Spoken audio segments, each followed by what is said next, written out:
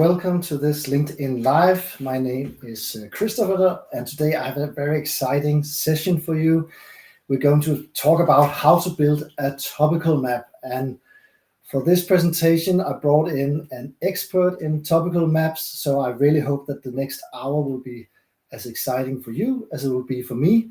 And let me start by introducing my guest for today. Hello, Germans. Hello. How's it going? Are you ready for this? Very much ready, and hopefully as ready as the audience is. Perfect. I saw your 7-hour session on topical maps the other day. By the way, thanks for the shout out. I think it's in the hour 2 you mentioned the customer journey mapping, so that was kind of you.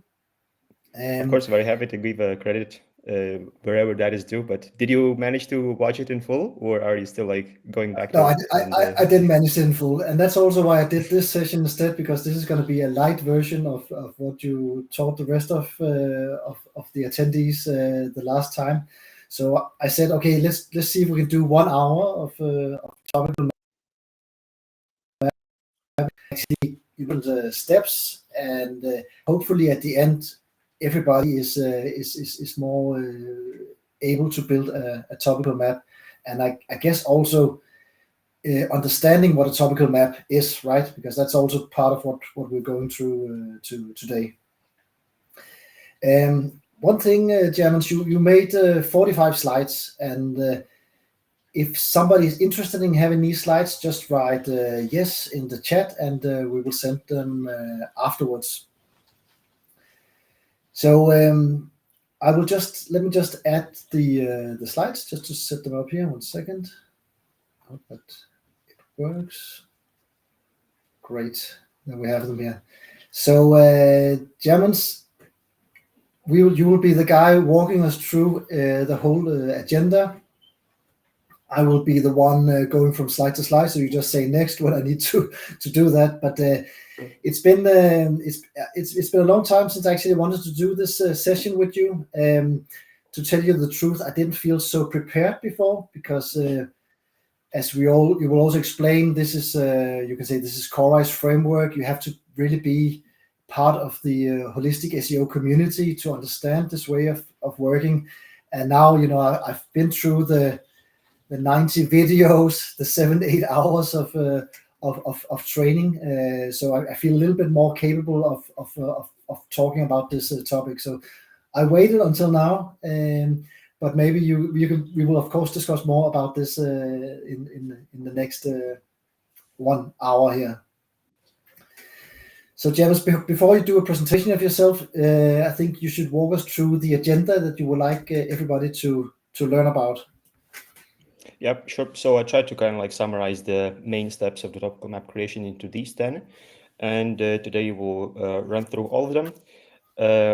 Because each and one of them will actually require a little bit more explanation, but we'll do it in a concise manner. So we'll talk about the source context, the central entity, the central search intent, core and outer section, how to create a raw topical map, and some ideas on how to do a research topic for raw topical map creation. Also discuss SERP analysis, topic filtration, reordering, the components that go into the process topical map, and lastly, publication frequency, which is kind of the primary driver for momentum. Great stuff. And I'm sure that even if you work with topical maps today, you will get some new aha moments about this. And if you're not working with topical maps, this is for sure. Of course, this but at the same time, I think they're probably take into an existing framework that you're working with today. Yeah, so as Christopher already mentioned, my name is Germans Frolovs. No, I'm not from Germany. I am born and raised in Latvia and currently living in Denmark, working as a digital marketing manager at Simple QMS, and have a big passion for SEO. I'm also organizing or helping organize Copenhagen SEO meetups.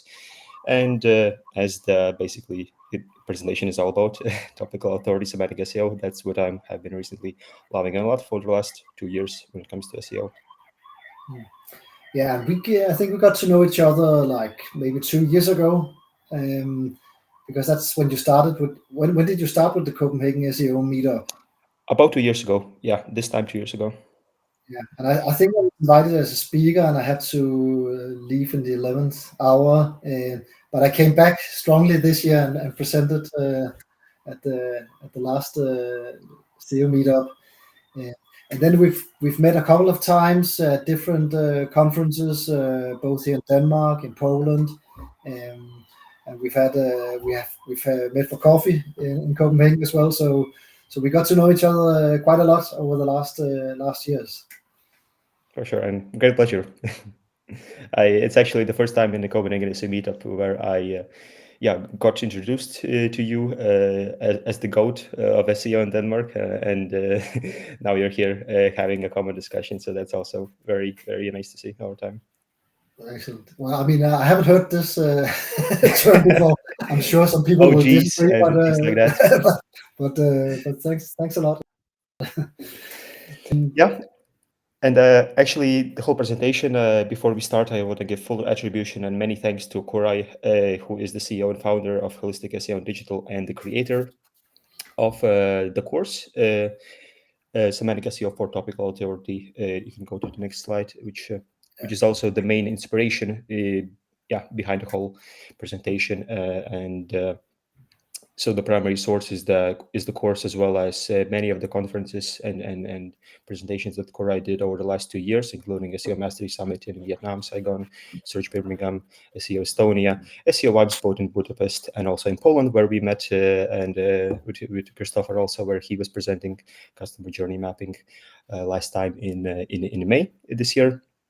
Also Sofia SERP conference, and also Chiang Mai SEO conference. So all of these are kind of like tidbits from all of these presentations in the course. I kind of like summed up some of the key points when it comes to topical maps into this presentation as well. Yeah, it's really interesting because every Koray presentation, I saw him in Dubai, he was in Denmark online, in Zakopane, Poland. Every presentation is a piece of the puzzle, right? I mean, it's a story you have to follow. It's completing one another, exactly. It's never the same. Exactly. No, but it's also like the continuation of the last talk. It seems like there's a big master plan. So, great. I met Koray the first time in Zakopane, and I remember we were lining up to enter the stage, all the speakers, and he had a band-aid on his finger, and he was like, "I met a black hat." He was joking. So that was quite funny. He's got a good sense of humor. Good sense of humor. Yeah, and actually, after going through the course, after it was launched in May 2023, I went through it, I think, 3 to 4 times, and then asked Koray permission. Hey, can I talk about this? Because I think more people need to know this stuff. And had a pleasure to also present Introduction to Topical Authority and Semantic SEO according to Koray's framework back in January 18th this year in one of the Copenhagen SEO meetups. And also you can go to the next slide. Yes, and here also in the last 13 months, I kind of like did many trips around the world following basically Koray and his presentations and his speeches, both in Sofia and Budapest, as well as in Poland this year. And also this year, well, the recent one was in Kusadasi in Turkey, the private mastermind, where he invited individual people to join. And that event was full of it. Great people, very smart people, and very successful people, including also Erfan, who is also in the comments here. You can see the guy behind the Google API leak, kind of. That was also a super interesting talk with Koray that he had. So yeah, it must have been a very intense experience. It was it 1 week, right? As this mastermind. It was 5 days, and it like we had a breakfast. We started talking at 9-10 a.m. and then we did not stop until honestly 2 a.m. in the morning. And then the next day started again with a specific topic in mind, and many discussions throughout the whole day. Excellent. All right, but let's get started. Germans, the terminology. Yep. That's a big area of this. Exactly. I want to give a quick disclaimer about that terminology. That actually that, as you will see throughout the presentation, there are many uncommon terms, and especially for people who never kind of went through a case study of core eyes or maybe watch these videos, it's going to be hard to understand, especially when compared to traditional SEO. But you have to understand that these terms within the semantic SEO framework for topical authority are primarily derived from Google search engine and other search engine patents and research papers, as well as with an addition of core eyes own, let's say, terminology to kind of better conceptualize the whole framework. And many of these things like query template, document template, passage ranking, information retrieval zones and fields, among many other things, are actually terms that search engine engineers are using within their patents. And I read thousands of them to come up with this framework. But throughout this presentation, of course, I'll try to simplify it as much as possible. And maybe I think the best way to start with the topical map creation is to kind of clarify what it is not first and what it is thereafter. So a topical map is not just a list of target keywords, a list of target concepts, entities, or topics. And it's indeed not a 10-page content plan. I think that was also how Christopher summarized it. It's definitely not that thing, but what topical map is, it is, let's say, a structured network of interconnected topics within a specific field, all organized by semantic relevance and user behavior. Also, you can say that it is based on semantic principles to communicate more effectively with search engines, merging the search language with the language that we speak as humans. And also the whole premise, or what it aims to achieve, is to reduce the cost of retrieval by improving information retrieval scores through relevance and responsiveness configuration. Also, sometimes a topic can be covered in a single page, sometimes multiple topics can be covered on a single page, sometimes a single topic with multiple contexts can be covered on multiple pages, and definitely one website can have multiple topical maps as long as they're connected in a meaningful way. And you said something interesting here also, because I think that many people come from, they're not doing topical maps. They maybe think that they're doing topical maps, but I would say, if you should be kind, it would probably be a very topical map light, that they only look into a very small fraction of what we actually talk about as topical map. Now, you mentioned this thing about the economy of Google, the crawl economy of Google. I think this is also something which is quite central to Core Eyes learnings regarding, how much should it actually cost Google to crawl for the right information. Could you elaborate a little bit on this? Yeah, the cost of retrieval is the inspiration behind the whole framework, according to Core Eye, and it's not just the cost of crawling. It's cost of crawling, the page speed, how heavy the page is, but also understanding the content sentence by sentence and then ranking that. So the cost of retrieval, involves a lot of things, not just technical aspects, but the whole understanding of the content as well. Yeah. All right. So we got that covered. And for me, actually, I think the biggest difference in how topical map differs according to traditional, let's say, keyword research, is that topics within a topical map are all interconnected, well ordered and organized, and highly dependent on the business type. Depending on a business, the same topic, the same, let's say, list of topics or concepts are going to be very much different. If it's a SaaS, certain attributes are going to be prioritized. If it's a local business or like an e-commerce, again, different things can be prioritized, and topical map is going to shift drastically. Yeah. So when you see a topical map generator out there, some online tool, what do you think? I think nice tool for ideation, but if it doesn't have the business context, if it doesn't have maybe search data, and if it doesn't look at every individual index to evaluate whether it's worth opening a page or not, and if it doesn't consider budget, then it's not probably a useful tool. And at the moment, I don't think there's a tool created that could do all of these things in a proper way. Excellent. Great. So this slide, Germans, I think that's where we start, right? It has to be highly dependent on the business, as you say, whether it's a SaaS or local company or wherever. It can be so different the topical maps depending on what kind of business you're in. Absolutely. If the entity is the same but the business is different, topical map is going to be different. That's just how it is. Different things are going to be prioritized in that. And in our presentation also, we'll run through the process of creating a topical map for actually your website, Christopher, danishwines.com. And let's just, because we thought, okay, this can be, I mean, talking about topical maps can be really abstract. I also saw somebody here saying, I hope, Germans, that you make a topical map, because you didn't do that in the 7-hour session.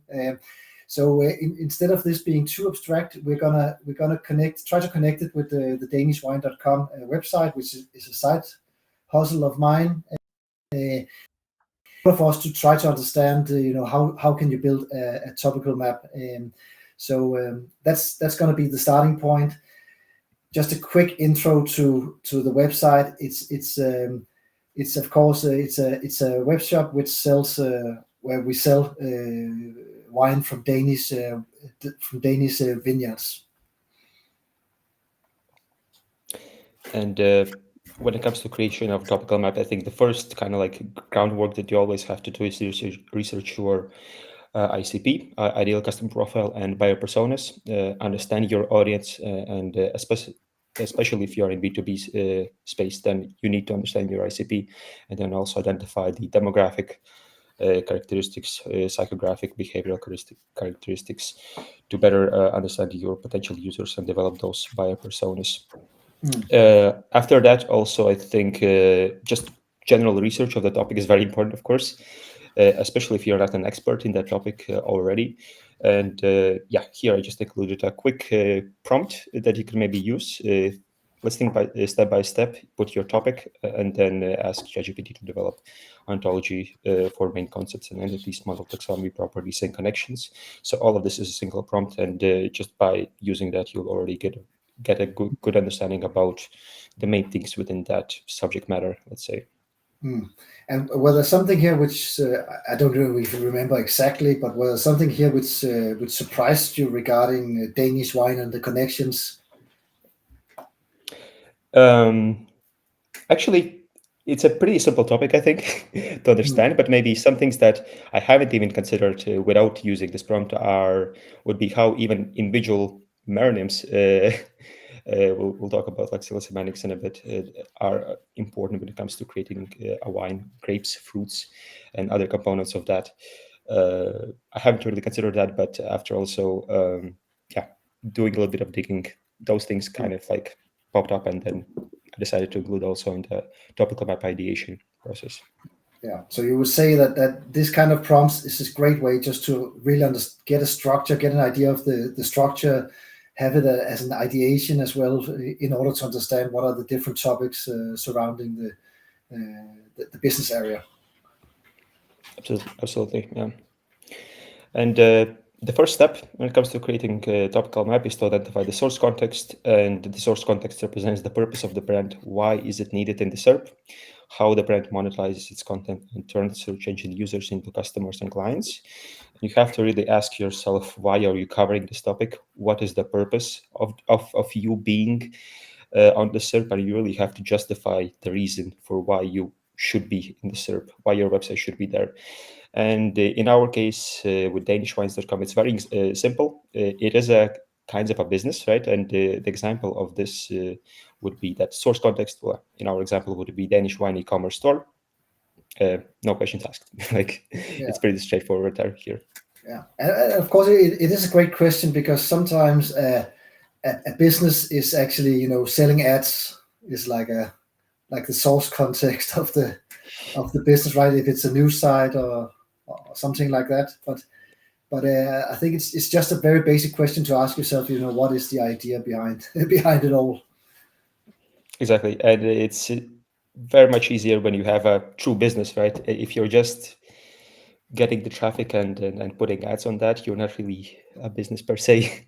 And unless you have like extraordinary, much more unique content, and you are providing and solving the needs for the user, it's going to be very hard to compete nowadays. You need to have a business and purpose to be on the SERP. But after that is clarified, the next step is to identify the central entity. But maybe first we could define what an entity is before diving into the central entity. So an entity refers to a distinct and well-defined concept, object, or subject that can be uniquely identified and is often associated with a specific term or phrase, right? And examples could be people, places, organizations, events, products, even abstract concepts. And the central entity in this case defines what the website is mainly about. It could be also site-wide, but also it could be segment-wide under a specific subfolder. For example, if you have multiple topical maps in your website. And in our example, Danish wine is quite a well-defined entity. It also has a Wikipedia page for that, which is another sign that this is an entity. And this is, of course, also a reminder, James, about any page on the website should actually include the terminology, right? Or should include Danish wine as part of the as part of a phrase, right? Exactly. It would be apparent, like basically on every page you would see that phrase somewhere, which is, we'll come back to n-gram analysis when it comes to competitor research. And that's another sign that with n-grams, you can actually see what is the central entity when analyzing competitors. It's a hint. But when you do an n-gram analysis on your website, definitely you should see that entity appearing everywhere. The next step would be to identify the central search intent. And that is the unification of the previous two, of the source context and the central entity. The central search intent represents the core, let's say, user group's intent and the main action that they would like to do on the website. And the identification of the central search intent focuses on the augmentation of the verbs and predicates and combination with the nouns. And in our example would be to learn about and also to buy Danish wine. Specifically, buy is the most important, right? Focus there. Yeah, but also I think you have to be a little bit wary here as well, because your product doesn't necessarily mean that the central search intent is for your product, but it could be something. It could be something, a need that the user has, which actually is converted to your product at some point, right? I mean, I think Cora has an example about a visa to Germany, right? As an example of where the central search intent is different than the product. Exactly. And in Visa example, was it know and go? And go is the primary kind of like intent, very close to the core section, which we'll talk about next. But also an example would be in one other case study, email, let's say, mail merge solution. There, the intent was to optimize as well, optimize emails, and that is another strong, let's say, predicate that was where topical map was kind of optimized around as well. Okay, great. So I actually, you can tell me if I'm wrong. I actually see these first 3 steps as just something you do. That's like the first part, right? I mean, that's just like understanding what is it that we're selling, and what is it that the user is searching for in order for us to sell this. Like really trying to understand this as just the foundation of anything else.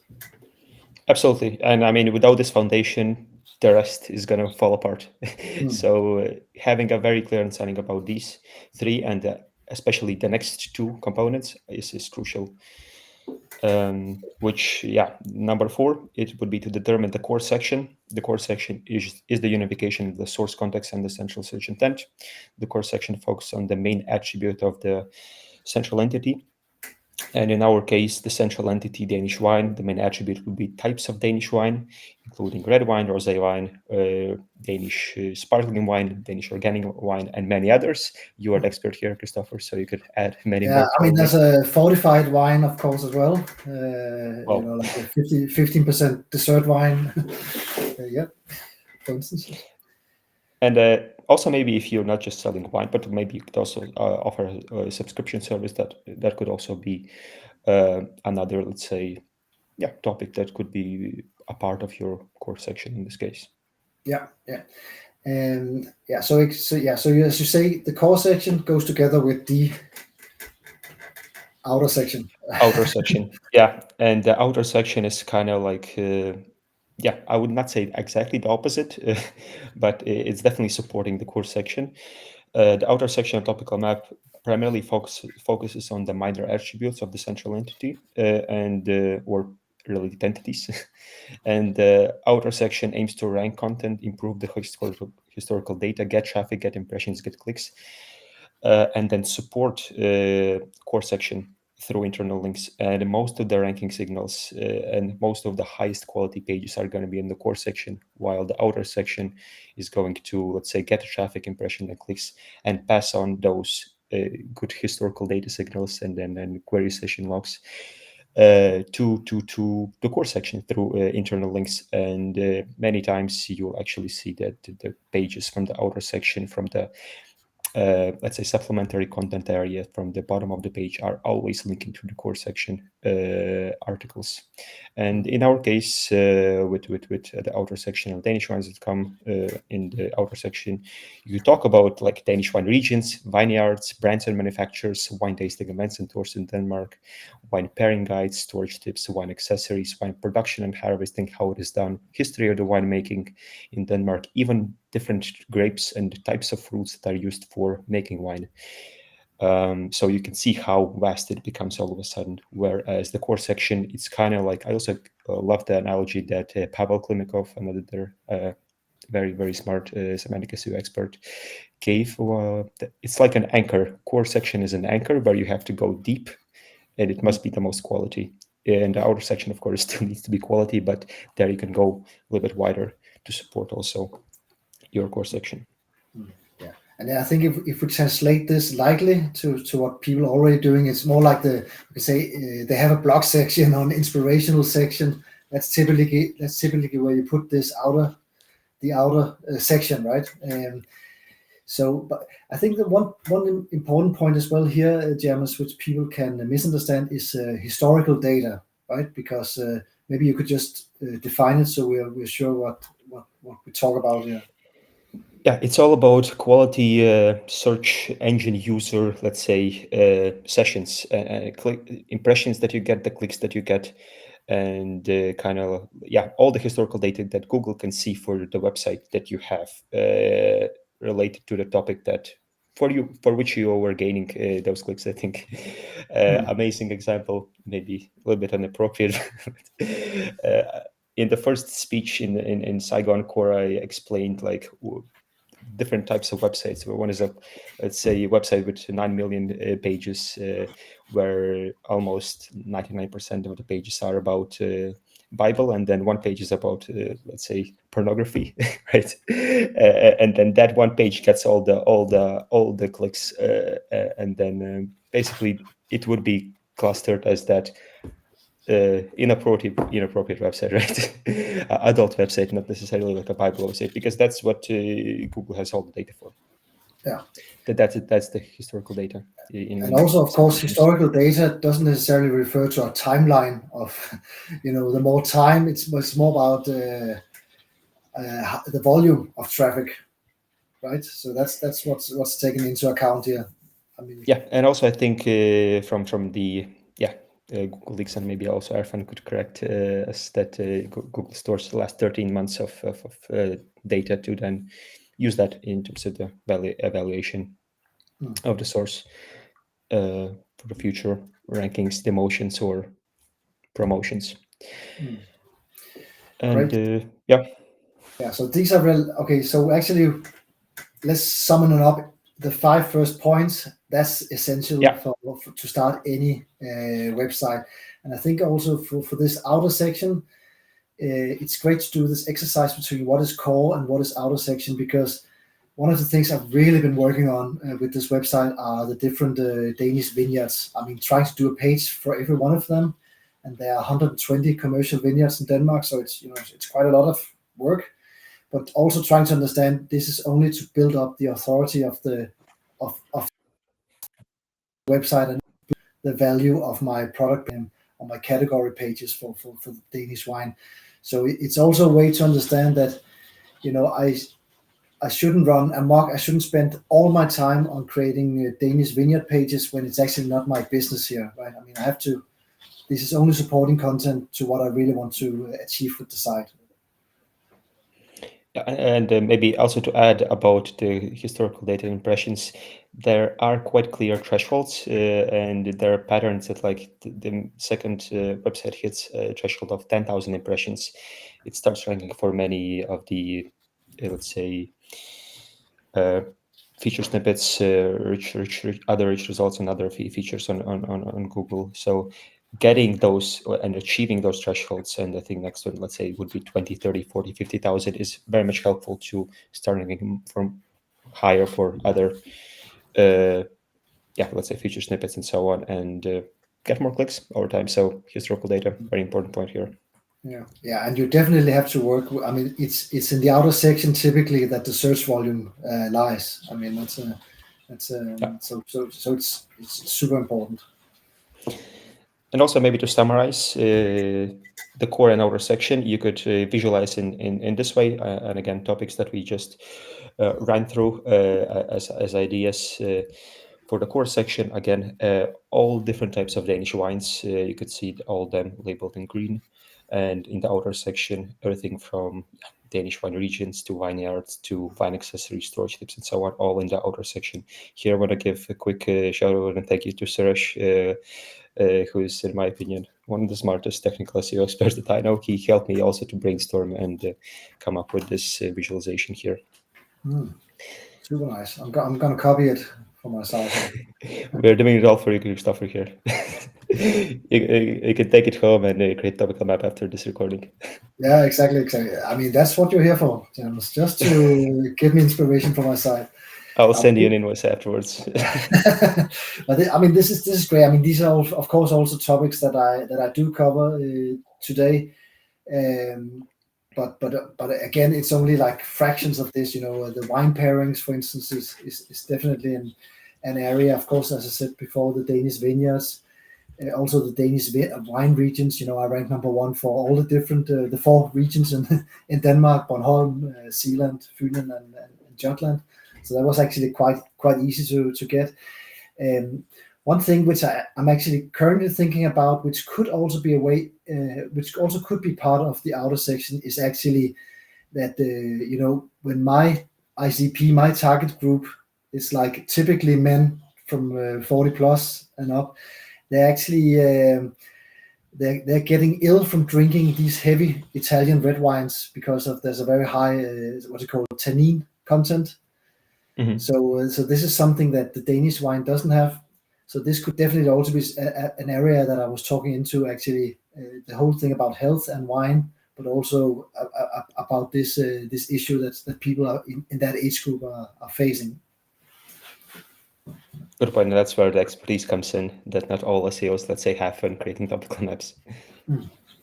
Great. And I think, everybody can actually use this model for their own website to get a great overview of, how should we actually structure the site and make sure that we're both getting the core and the outer section, and we make sure to separate them as well. And we just brainstormed a little bit, but there are so many other ways to generate this raw topical map, and a raw topical map meaning a list of entity plus attribute. So just topics, let's say. You can, of course, we'll quickly run through them in a second, but here's an overview of number 1 would be, of course, always use your brain. If you are an expert in the field, that's always helpful. So I'm a big fan of just brainstorming in the beginning. Then analyzing the SERP, analyzing Wikipedia, Wikidata, Wikigraph, using lexical semantics, analyzing competitors, analyzing your own Google Search Console data if you have it, following token insertion methodology, basically distributing probable words before, after, and in between the central entity, trying to find a database if that is applicable to your topic. If you have a database, that's very helpful, and play a game. I'll explain in a second what that is as well. So maybe we could just go through them all. I mean, user brain, it's self-explanatory. We already covered that. So next, it would be... Is that you, Germans? It's me when I'm very, very focused, yes. So a lot about your brains and muscles, right? It's like you do SEO and you do physical training. You have to train both. About analyzing the SERP. SERP already, or search engine results page, in full form. It gives you a lot of hints, its components and features, including other search engines like Google, Bing, DuckDuckGo in your research is helpful. So looking at the search suggestions, so autocomplete, related searches, people also ask boxes, refinement tabs like search refinement tabs, but also image refinement tabs. There are also other refinement tabs under other verticals of search like video forums and so on. Knowledge panels, things to know sections, and many others. There's so many hints. Yeah. So maybe could you give an example from your own world where you actually, when you look into this, what do you extract from it regarding, how should I structure the website, or how should I create the templates for my content? Could you give some examples of this? Actually, for example, like in autocomplete, it will give you already a list of topics that you probably would deserve a dedicated page. Just maybe you'll have to do a little bit deeper analysis, but all of these are ideas. Maybe these contexts deserve a page, or maybe they have to be covered on a single page. Then related searches, again, go to the bottom, you will see related searches, and probably, well, Google already will say that, hey, towards this topic, this is relevant. And if you click on that, you'll see a separate index. That means that you'll have to create a page for that as well. PAAs, people also ask, again, same story, refinement, again, the same, like if you see different ideas for topics, and if you see different search index for that, you'll have to create a page for that to become a topical authority. So all these elements basically give you already a list of topics that you could cover in your topical map. Okay, great. I also would suggest analyzing Wikipedia, Wikidata, Wikigraph on Wikipedia, looking at sections like table of contents, the body content, just reading it to understand what we're talking about here. Internal links, again, they're linking out to other relevant entities. Categories and taxonomy of the Wikipedia page and Wikidata pages, again, are super helpful. And then even the reference section could also be helpful. I like to also use Wikigraph. It's a graph client for Wikipedia. To kind of visualize it. It will visualize other related pages to Wikipedia page that you are searching for, and will give you like a mind map or like visualization of these connections. And all the links are included in the presentation, so you don't need to search for these tools. It's all provided there. That's super. I mean, I didn't know about the Wikigraph, but this is actually what you're showing here is actually a visualization of it's Danish wine in Wikipedia. Yeah. And all the pages which are connected. Yeah. Okay, excellent. I will look into that afterwards. Seems very interesting. And using lexical semantics, lexical semantics focus on the meaning of words and their relationships. For example, hypernyms, meronyms, holonyms, antonyms, synonyms, and many other nyms there are, but these 6 I think are the most helpful when it comes to topical map creation. For example, wine, alcoholic beverage, and so on are hypernyms, or kind of like a general terms that include a specific term of Danish wine. Danish red wine, Danish white wine, sparkling wine, rosé wine, and many others are all hyponyms of Danish wine. So hyponym is a specific term that falls under a broader category, such as Danish wine, for example, in this case. Then grapes, wine bottle, cork, and so on are all meronyms of Danish wine. And meronym is representing a part of a whole, in this case, Danish wine. And there are many other names, and you could, again, do a little bit of research. And I also included an article of Bill Slavsky in the notes of this presentation, talking about these kind of like onyms or nyms research that you should do before keyword research. Just by using these relations, you could already, have a really good list of topics that you could cover. So when I look at meronyms and I say, okay, grapes, I've covered grapes, wine bottle and cork. It's not something that I've covered in my as part of the topical map. But how would you actually suggest that I use this in my content? I would not always suggest using all the parts of the whole when it comes to meronyms and your, let's say, topic. Some of them could give you hints, and then it's up to you to decide. Honestly speaking, I would probably not cover wine bottle and cork in your example, because you'll already rank for Danish wine and all the related topics without covering those. Budget is also something you should consider, right, when creating a topical map. So going too far also and covering still kind of related, but maybe not so related to your source context topics, I would probably avoid them if budget is up to a limit. Yeah, and this is something we come back to a little bit later regarding, how should you go about a topical map, right? So I think let's just save it for a little bit later. Of course, identifying and analyzing your competitors is important. Analyzing their top pages, their organic keywords, their sitemaps and n-grams. You can use tools like Ahrefs and SEMrush to analyze their top pages and organic keywords. You could also go to their TXT file, robust TXT file, find their sitemap index and analyze sitemaps. And n-gram analysis, which is basically, n-gram is a collection of n successive items in a text document. You could do n-gram analysis of different components of the website, titles, h tags, body content, alt tags, and many others. And again, tools that I would suggest using are in the notes. And I think just to mention n-grams, if you could explain it to a 5-year-old, it's like the structure of the sentence, right? Yeah, a collection of these successive items. If it's a 2 gram, 2 words, 3 gram, 3 words, and so on. Yeah. Okay, excellent. Analyzing Google Search Console data, if you have it, is helpful. That's it. I think it's quite self-explanatory here. It's the best source of data that you can get, and if you have it, definitely use it. Yeah. And also following the token association methodology, which would basically mean generating all the probabilities of word distributions. And you can think of token as a word. So what kind of other word you could put before, after, in between Danish wine. And to do this analysis, you could just go to Ahrefs or your favorite keyword research tool. Just put in your central entity and export the whole terms match report, and you'll get hundreds, if not thousands or millions suggestions. Do you have like a practical example where you, from one of your projects where you can say, okay, this is actually something I need to include regarding the token insertion? It's more like for getting all the possible word distributions they can get, and then it will just help me cover everything and not leave any gaps. If you know exactly your central entity, right? But then again, you're missing out on all the antonyms, synonyms of that entity. Yeah. For instance, it could be like Danish sparkling wine. That could be something like. Yeah, it will show up exactly. Which I would get into my list here. Yeah. Also, I was just trying to find a database if you can, and if it's relevant for your topic.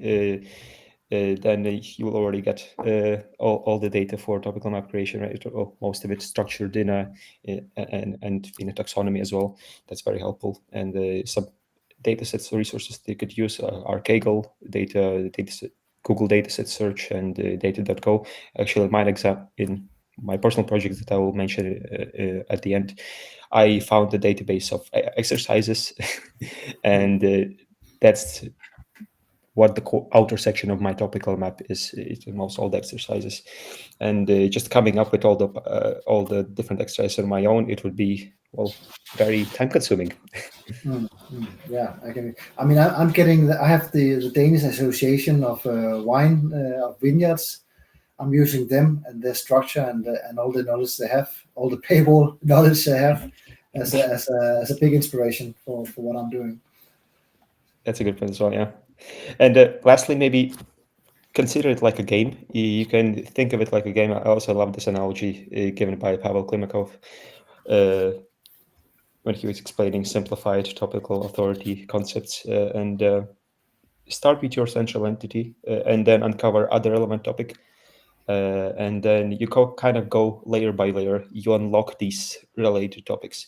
That's also how you could go about creating topical map. I wouldn't say one is better than the other, but I like to kind of go through as many of these methods as possible to generate our topical map. Great. Yeah, I think it's also good fun. And sometimes you actually you when you work on content where you can see, okay, this actually sticks. This is something that Google really likes. Then let's try to unravel this. Let's see if there's more that we can work on in the same area. That's at least that's something what I look into. And Right. after So you point have, seven, Germans, and we have a quarter of 50 minutes left. I mean, of the official program. Will we make it? Will we make through all 10 in time here without for stressing? sure. Excellent. Yeah. That's great. Because also, of course, if somebody is sitting out there and have a question, we can always have time for that at the end. Yeah, so maybe we could also suggest asking questions right away, and then we could respond to them afterwards as well. Yeah, number step would be to analyze the SERP and maybe consider SERP-based clustering. I was a big proponent of SERP-based clustering before, but now I'm less of a proponent going forward, given that it can mislead you a little bit. But the key is to analyze the SERP and determine whether any given topic actually warrants a page. The goal is to enter the right search indices or indexes to gain attention from them, and then replicate that across all the topics, right? You don't want to open up pages for something that people do not search for. You also want to prioritize something that people search for the most to get that historical data as soon as possible. But if you have to consider surveys clustering, especially if you have thousands of queries to process, then some tools that are listed here could be helpful to use. Mm-hmm. And next is it's about filtration, filtering out irrelevant topics, ordering topics according to importance, also according to your source context, ordering related topics closer to each other. And as I mentioned, creating fewer pages, higher quality pages, that's the goal. And again, avoiding creating pages for non-existing queries. That's very important. Yeah, and when we're talking about creating fewer, it's also something to do what is the frontier of your outer section, right? I mean, where is it that it doesn't make sense for you to go out further, and then instead just doing an article which sums up a bigger part of the outer section, right? Exactly, and yeah, it's a tough question to ask, and it's again, as I mentioned, like budget is very important, right? And of course, suggestion is always go as wide as possible, as long as you can connect it back to the core section. If you have that relation there, then you can go, and as well as the pocket allows, right, to create all this content and then maintain it. Yeah, I mean, let me give you an example of the Danish wine project. You know, Danish wine is part of what you can call the cold wine region, right? So it's a UK, Poland, Germany, Sweden, even Norway, and you know, you could start writing about UK wines, Polish wines, etc. But I think the outer frontier for DanishWine.com is writing about cold wine regions in general. Right? Like this is like this is the frontier of the outer section for my part. Yeah, yeah, and you as an expert will decide that. That's a good example. Yeah, prioritizing that importance even in the outer section as well. And that's also why I think that when you're doing the initial foundation of what is important, what is it that we're going to win, that will also make it much easier for you to make good decisions about what is your outer section, right? Because you can easily go crazy creating more and more content, but it's also about let's stay on the strategy. Let's focus on what's central to our website. That's why, like, also determining these core things that you want to cover earlier to have this clarity is quite important. If you go unlocking topic after topic, you will probably never end. So to have those boundaries, that's quite important. Oh, Jevons, I have a question for you here regarding this. This is from Lars. So he says, should I go as far as to delete pages that don't have queries, or is it simply to avoid wasting time in the future creating pages without queries? I would avoid creating them in the future, definitely, but also deleting them if you see that their pages not getting any impressions, unless you have it for some kind of legal reason. I think you should at least no index or delete them. In all Korai's projects, before implementing topical map, he always tries to delete unnecessary pages, even merging some of the legal pages to one another and just linking to them to specific sections with anchor links. For example, privacy policy with cookie policy, you can easily merge them in one page, right? The goal is to increase the value per page site-wide before publishing the new content network. So definitely deleting if you have no impressions for them. Yeah, and that's an important argument, and it goes back to when we talk about cost of retrieval. How expensive is it for Google to crawl your website? And I know crawling is only part of the cost, but it's actually what is it that you want to focus on, and when we're going to talk about afterwards about publishing, but it will have less impact when you publish new content if you have a heavy website with lots of pages which don't make sense, right? Yeah, bunch of pages, low quality pages, and it will take time for Google to analyze and reevaluate your whole website if it has a ton of pages, right? And it learns, but it learns slow, so you make it faster for Google to realize that you're a quality source. Yeah. Step number 9 would be to create a process topical map. So once you have the raw topical map figured out, everything ordered and filtered out, and grouped, then you can start creating title tag, which is definitely going to change once you start creating content briefs. But still, you can kind of give some kind of your best shot here, figuring out what is the URL structure and specifying the URL slug for every given topic that you have specified in your topical map, as well as other elements like featured, image, alt text, and URL, might be publication date, and maybe other columns for organizational, let's say, or administration of the topical map, like who's the author, where is the link to a content brief, the article, and so on. So you can add many other things there, but these are the core elements of a process topical map according to the framework. Yeah, and I mean, everybody who's doing content plans, they probably have the same things in here. I would like to emphasize this thing about publication date, because that can be actually quite important when we want to show Google that something is happening on our website. But will you talk into this later, or should we? That is the next step. So lastly, determining the publication frequency. Through publication or update frequency, you establish momentum and kind of like signal to Google how active of a source you are. And publication frequency and order of publishing really matters a lot. As a general rule of thumb, starting a new project with at least 20 pages is a suggestion by Cora, but again, it depends on the size of the web source. If it has million URLs already, 20 pages are not going to move the needle. You have to publish more. And you can do a competitor analysis to see how active are your competitors, and there are many tools that analyze sitemaps of your competitors that you could see basically how over a given period of time how active are your competitors, and then your goal is to be more active within that frame of like 2 to 3 weeks, for example, before the next core algorithm update. Yeah. So actually, we're talking about when you publish big, so you publish several pages at the same time, right? Yeah. And then you have to continue, ideally continue that momentum. Yeah. And continue that momentum, it means publish at different times, right? Don't publish at every day at 9 o'clock or every Friday. Being like that. Patternless. Yeah, exactly. Being patternless, because then Google has to crawl your website more often to find this content. Yeah.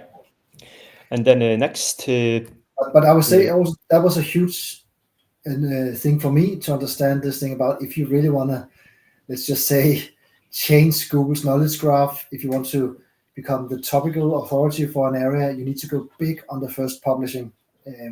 Where probably before I would recommend, let's just get it published. I wouldn't be so much focused on a big first publication date.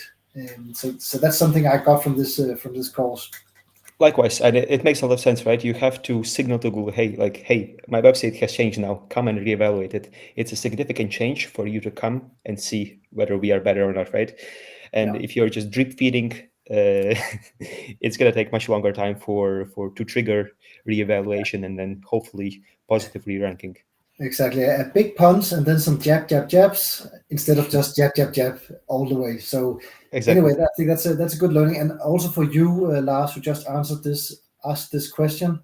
For your site is smaller, so if you want to own an area, it's really about let's clean up pages which make no sense to Google, and then when you want to go in and win a topical area, you go in big with 10, 20 pages for the first blast. Exactly. A few other elements that are worth considering: query template, document template, content item, brief template.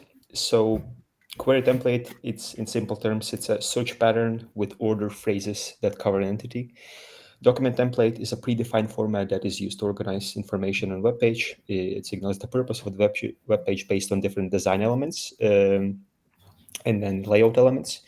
And content brief template outlines the specific details and guidelines for creating content in a consistent and highly efficient manner. So you might think that, hey, I need to create these hundreds or thousands of pages. How do I do that? Well, query templates, document templates, and content item brief templates are there to help you. An example could be like how to, like is a query template, for example, a very, very common one. Wikipedia, WikiHow, it's a website that uses and abuses that query template.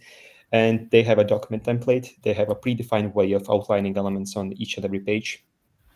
For example, the how to is the first, let's say, phrase in the title, followed by ideally H2s and verbs, starting with a verb to describe every step. I'm not sure if they're doing it, but according to semantics, that would be the better way to do it. And then also the content item brief, right, where you specify for the author for each section what to do. Repeat the heading, expand the heading sentence with further instructions, give reasoning for X, Y, and Z, and so on. So all these things are there to help. Excellent. I think it's a very good way of thinking about, how to create templates, right? I mean, that's because it's really a matter of there are, for your site there could be 2, 3, 4, 5 different templates. I mean, for the Danish vineyards, that's one template. For the pairings with food, that's a different template. With the different product pages or category pages, yeah, template, right? So that's it's a way of remembering. And also, lastly, the vastness, depth, momentum are some other additional concepts that must be considered when creating a topical map. It basically means go wider, go deeper, go faster. Typically, you can decide, or ideally, of course, you want to do all three, but because of some budget constraints and whatnot, you might need to choose between vastness and depth, for example. And in this case, you would need to basically supplement the missing effect of one with another one. And there are also case studies that we'll briefly mention at the end that focus on different elements of such. But having that understanding also of these concepts is also important. Momentum would ideally always be there. Yeah. And now, Gemmas, this is slide 36. It's very far in the process. I would actually put up this slide as one of the first ones, because this is also about competitor analysis and understanding what does it take for me as a newcomer, for instance, to beat the other guys. I mean, for the Danish wine side, it's actually about all of them. It's about go wider and go deeper and go faster. And sometimes I am in a one-horse race. There's nobody there to beat me. But definitely that was the idea from the beginning, to actually to make this like the big site in the Danish wine industry. But if you are a newcomer in an area with tough competition, of course you need to really decide on what way do I go here, right? And even if you're a one-man band, you also have to understand, how many resources do I have on my hands. But I would say, I'm a one-man band, and the processes that I have today, where you can actually have a great mix of the human and the AI together. I mean, I'm producing the same as a normal content team in the competing businesses. So I think resources is definitely an area where you can actually go in and understand how can you actually create processes which can make you even more efficient than teams where they're thinking more traditional. That's a good point, definitely. Yeah, but as you mentioned, if you're competing with big guys, you have to really consider these things. Yeah. And Koray also has a great example, right, with the Arctic water example that he gave. We'll mention that in the slide after this one as well. Yeah. Okay.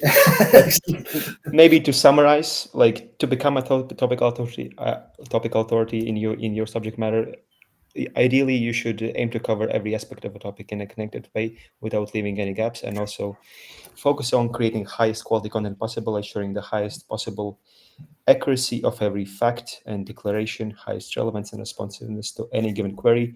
Again, the goal is to lower that cost of retrieval, and Google is going to prioritize website with a topical map that offers lower retrieval cost with greater clarity and accuracy site-wide.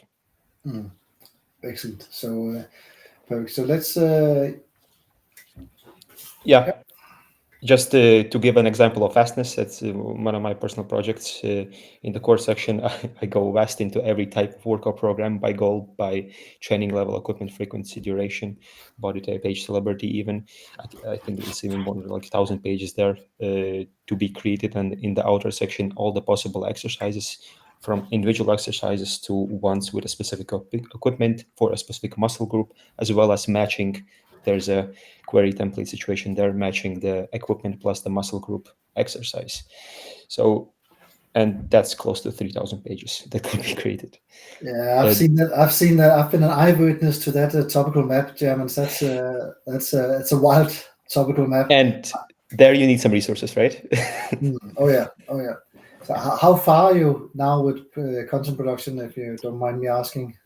The core is the core is done. Okay. And I'm ready for the launch in November. All right, great. Another example of the core ice case study about one water brand. It's all about depth, right? And I suggest you read this case study as well to see how, with just 27 articles within 1 month, major players like Healthline and WebMD, Medical News Today were outranked for a very specific health-related topic. Yeah, but just to say that this is just the start. Topical map is just the start. After that, you need to create content briefs, write content according to writing rules, and then continue configuring the content. If you want to learn more about this whole thing, topical map creation, you could also check out the 7-hour webinar that we did, where we discussed every step of the process. And yes, to answer one of the comments, we haven't created a topical map live there as per se. We covered the whole process. But to create a topical map, I mean, depending on the size, it could take days, and if not months. I think Mohammed Hamid Khan, the host of this podcast, it took him 2-3 months to create one topical map. So it takes time. And of course, joining the holistic SEO community, if you're a fan of such way of doing SEO, it's quite different from traditional SEO, but I think personally, this is the future. I joined it I think in July, and I really, this way of thinking as a Google engineer has really helped me in my understanding of SEO in general. So and of course the whole terminology, which is not something Koray has invented, but it's something that he has popularized, is very useful, because for far too long we've been sitting. The SEO school has been about inventing different terminology, which wasn't Google's language. So it makes so much sense actually to understand web pages as a Google engineer, which is what this course is actually enabling you to do. And it's a rabbit hole. If you start learning, you realize how much you don't know, and you will continue learning every day. And that's how it is. It's every day is a school day. Yeah, but that's SEO in a nutshell anyway. I mean, you always have to learn, but you also have to make sure that you're not a deer staring into the headlights. You have to do actionable stuff with the knowledge that you have. So that's always the challenge. Yeah, and more resources, of course, like Christopher also mentioned about the course. It's a paid one, but there are plenty of free resources, from case studies on YouTube to slideshare presentations, and also to person who started, the first person who started writing about patterns, Bill Slawski, SEO by the Seas. his website, where he covered a lot great information about patents and dissecting those. Yeah, and I think actually, was it Cora's blog post? Was it on Crawl? He did a blog post initially. One of the first ones, yeah. That's I remember I read that one, and of course it's a very heavy piece, but that's also a great introduction to this way of thinking. Yeah. And Oh, yes. yeah, We already asked. We will send out slides after the session here. Germans, we made it to the end, and it was actually almost on time, 1:05. So without too much stress, and I can still see that we have plenty of people online. So if there are any questions out there, then please let's have them now. I mean, there's we have time to take some questions. About my exercise name, I will reveal it later. Yeah. That's but it would be really interesting to see what happens with your project. And you say that it's launching in November. Yes, the content is ready and images are ready now. Just finalizing design elements of the website, and also need to figure out some of the branding elements and other media strategies. Yeah. Okay. That's very exciting to see. I guess it will just be it will probably be like a clone of one of Cora's Google Search Console screenshots, I imagine. But I very much hope so. But let's see. It'll take time. Exactly. Anyway, I mean, I can tell you for my Danish wine project, I'm using my old habits to rank, but definitely Cora's framework has been a great add-on to build out what I was already doing. I would say, especially for the outer section, it has really helped me understanding more of what is the content that I should build, how I should connect it internally. I do rank number 1 for danske vine, which means Danish wines. So I'm there already. I'm on page 1 for dansk vin, which is Danish wine, the generic term. It will probably also demand a lot of link building, I think, to get me there. I'm up against some tough competition, but anyway, the project has been underway for a year now, and I'm pretty happy with the visibility of the project. So we have a question here from Lasse Germans. How often should you update your content blogs in order to keep momentum? Recommendations every 6 months, but I would do it every 6 to 9 months, right, depending on the resources available. The importance is that after you have published a piece, it's always important to configure it going forward. In Google Search Console, you will get all the data for all the queries that the piece ranks for, and then according to those queries, according to prominence, occurrence, and impression count of those queries, you will have to reorder and continuously configure different sections of the content, see whether you're missing anything, covering that, but also reordering according to impressions. That's quite important. And I like that you didn't say it depends, which was the easy answer. So 6 months could be a good threshold to look at old content. Because search engines are always algorithms are changing, and the distances between topics are changing. So you have to 6 months, I think, is a good period to analyze, compare what has changed, and then make sure to cover that core network again in the best way possible, depending on how it changed. Could you perhaps just elaborate a little bit on the Google core updates and topical maps, content publication, etc.? Because I think core updates are pretty critical to ranking, right? Yeah, I think I could cite a recommendation also from Cora. He would always avoid publishing during the core algorithm update. That's not really the time when Google would use resources to look for new sources and new quality documents. So definitely after the update, that's where you would ideally publish your website if it's a new project. So that would be a recommendation around core updates. But as I mentioned, that during the core updates, understanding of topics changes over time to Google. Sometimes you might see that, okay, this topic deserves, let's say, 2 pages, but then after an update, you realize it must be only 1 page or vice versa. So analyzing the SERPs and then see how they change, that's quite important. Yeah, because this should also be part of your publication date in your topical map. When is the going to roll? When is the next core update going to roll out? Because you can really screw it up for yourself if you hit it right in the middle of a core update.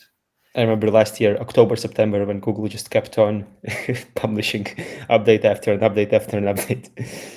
I remember the community was crying.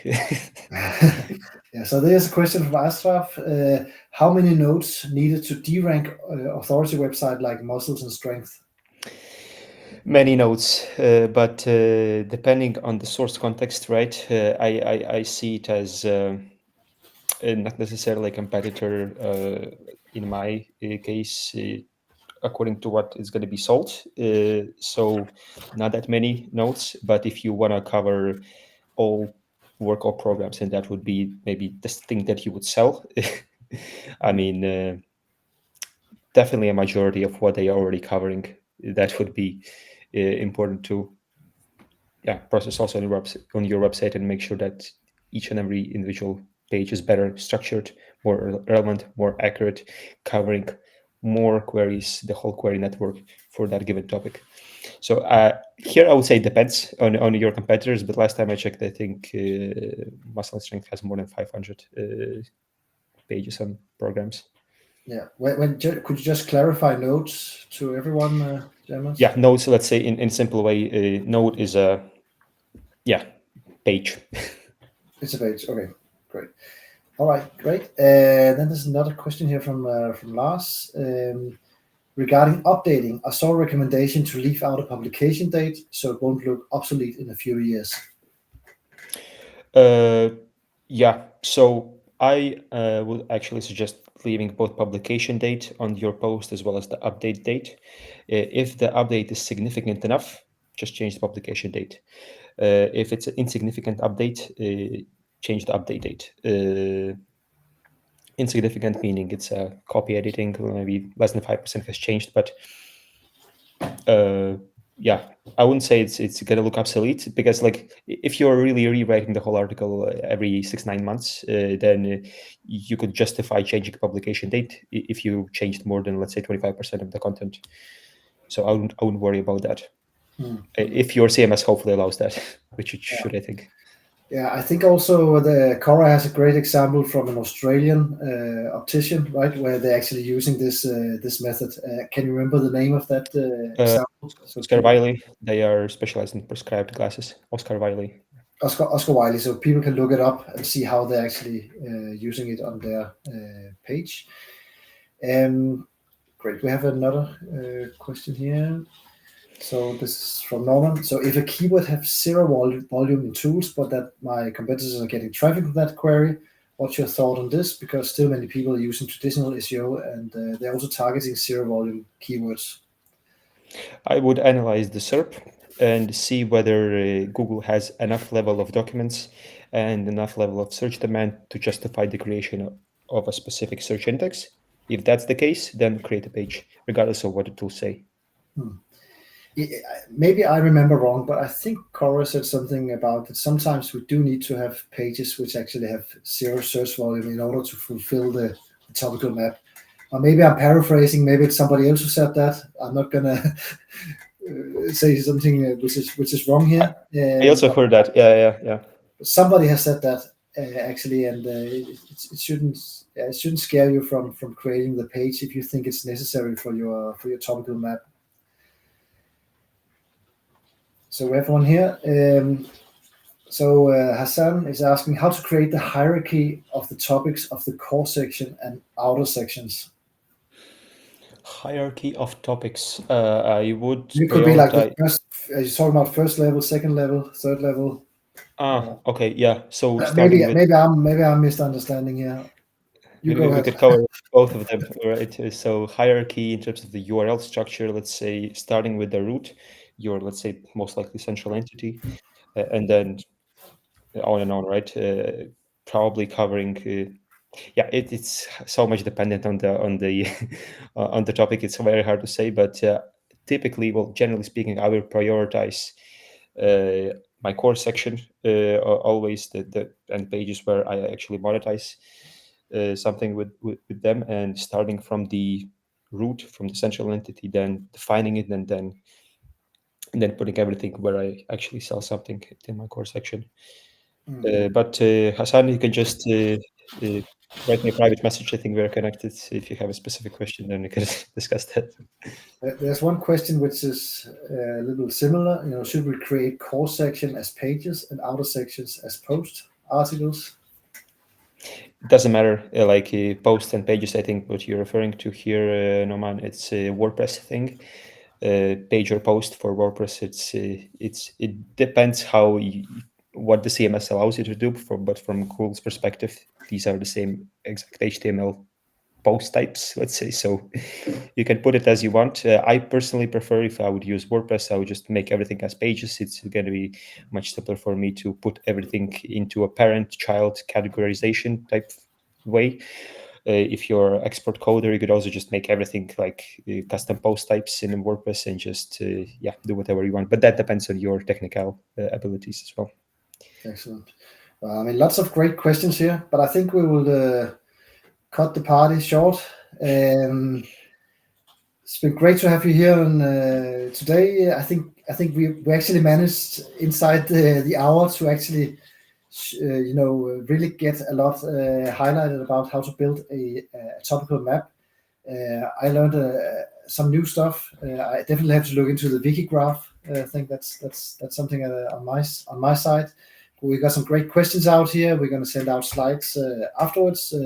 But thank you everyone for joining us for this session, and hopefully you will join for another one next time that we're going to talk. And it could be that next time, Germans, maybe we should look at topical maps now that we've educated about what they are and how to build them. But anyway, if you can just hang on, and then we'll close down the session for today. Thank you, everyone. Take care. Take care. Bye.